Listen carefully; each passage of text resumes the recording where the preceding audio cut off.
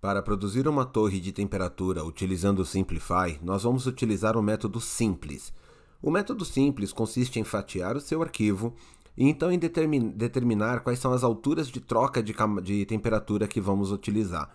Nesse modelo que eu estou trabalhando, ele possui, além de um bridge, um ângulo de autossustentação, ele possui um pino também. Esse pino é interessante para notar que a temperatura não chegue a deformar sua ponta.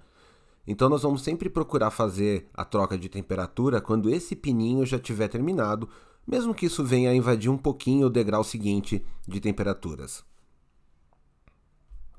Com uma folha de papel ao lado ou um bloco de texto, vá registrando a altura de camada que você deseja que a nova temperatura passe a vigorar. Então eu estou marcando aqui conforme nós vamos trabalhando e eu vou progredindo aqui a minha marcação e a temperatura indicada. Camada 1, 220 graus.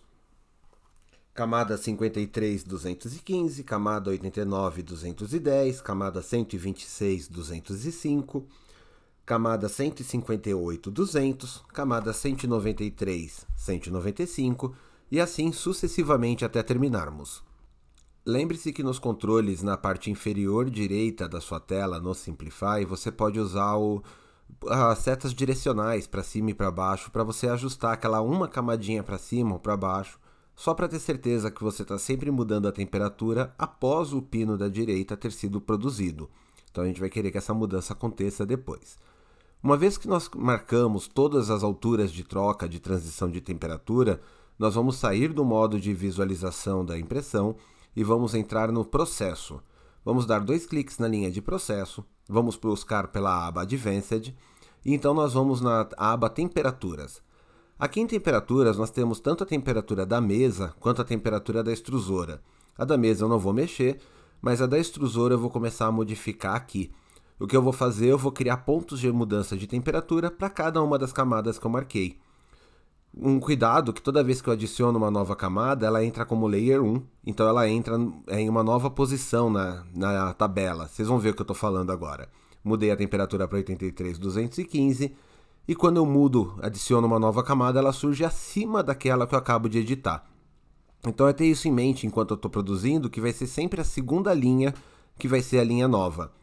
E aqui eu vou tomar cuidado para que todos aqueles degraus que eu marquei estejam registrados e assim eu posso produzir a minha torre de temperatura na hora que eu gerar o G-Code.